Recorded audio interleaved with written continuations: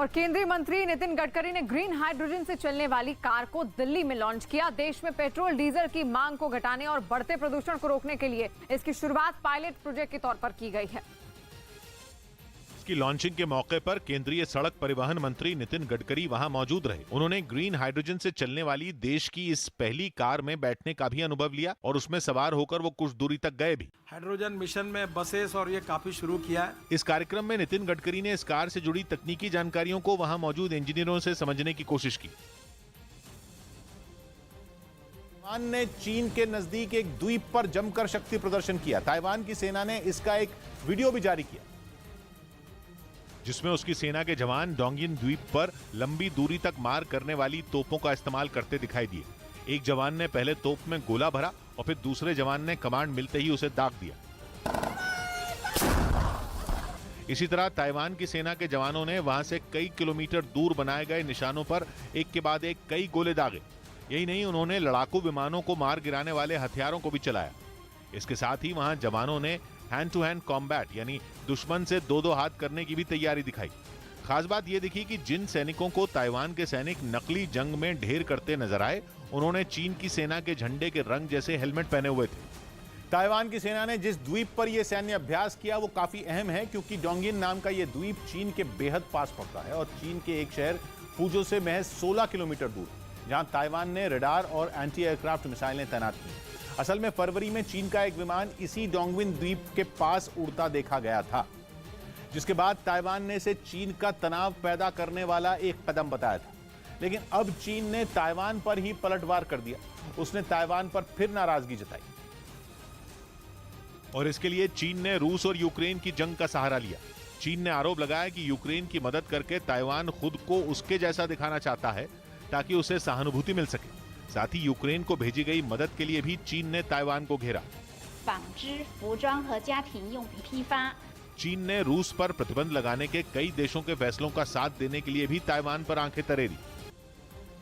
और उत्तर प्रदेश में योगी की नई सरकार को लेकर तैयारियां तेज हो गई हैं। बुधवार को दिल्ली में नई सरकार के गठन पर लंबी बैठक हुई और करीब 6 घंटे तक चली इस बैठक में यूपी के कार्यवाहक सीएम योगी आदित्यनाथ के साथ ही बीजेपी अध्यक्ष जेपी नड्डा, राष्ट्रीय संगठन महामंत्री बीएल संतोष, यूपी बीजेपी के अध्यक्ष स्वतंत्र देव सिंह, संगठन महामंत्री सुनील बंसल और योगी की पिछली सरकार के दोनों डिप्टी सीएम केशव प्रसाद मौर्य और दिनेश शर्मा शामिल हुए।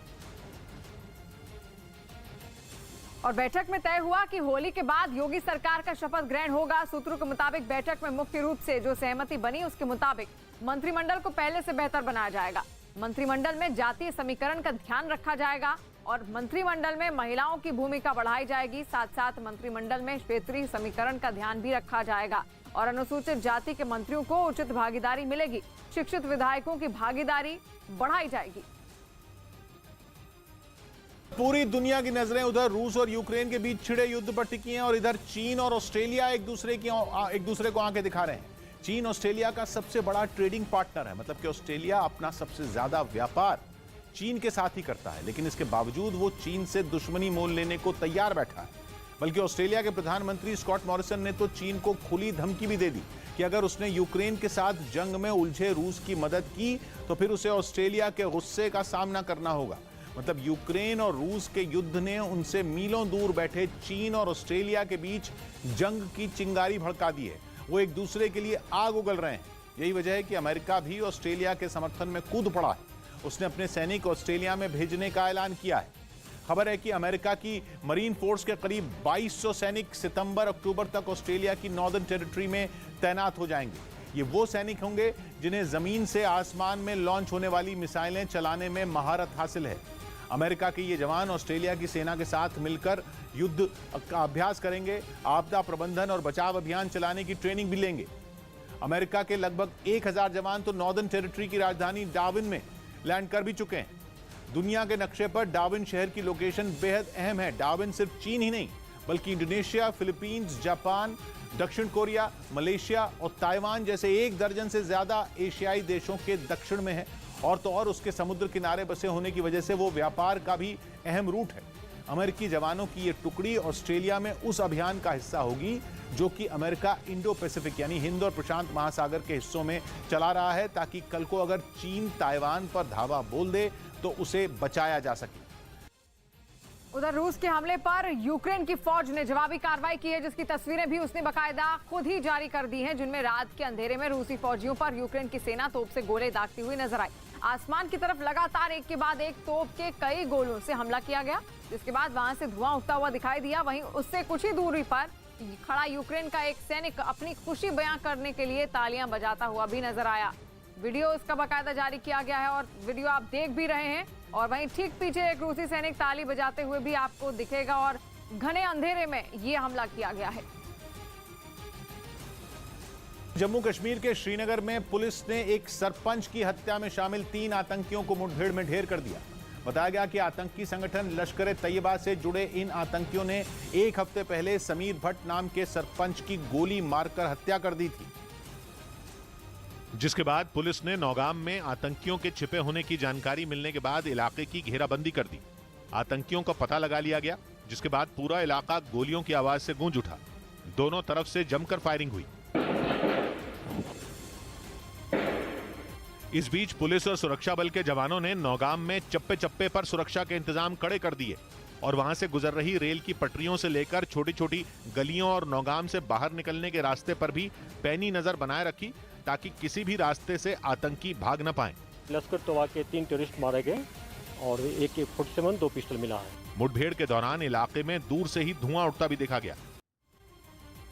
और दिल्ली के साथ ही यूपी बीजेपी भी शपथ ग्रहण की तैयारियों में जुटी हुई दिखाई दी। सूत्रों के मुताबिक बुधवार को यूपी बीजेपी की बैठक हुई, जिसमें सीएम के शपथ ग्रहण की तैयारियों को लेकर समीक्षा बैठक की गई। बैठक में शपथ ग्रहण कार्यक्रम में अतिथियों को बुलाने पर भी चर्चा हुई है।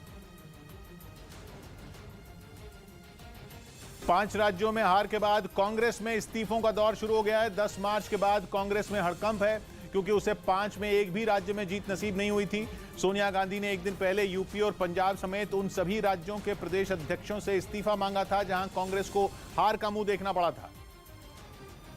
और अगले दिन इस्तीफों का सिलसिला शुरू हो गया। यही नहीं, पंजाब में हार से बेचैन सोनिया ने वहां के सांसदों से मुलाकात भी की। खबर है कि बैठक में कुछ सांसदों ने हार का ठीकरा सुनील जाखड़ पर फोड़ा, तो कुछ ने सिद्धू के काम के तरीके पर उंगली उठाई। इस बीच सिद्धू ने ट्वीट करके बताया कि उन्होंने पंजाब कांग्रेस के अध्यक्ष का पद छोड़ दिया है। इस ट्वीट में उन्होंने अपने 17 शब्दों वाले इस्तीफे की कॉपी भी शेयर की, जिसमें उन्होंने पंजाब में मिली हार पर एक शब्द नहीं लिखा।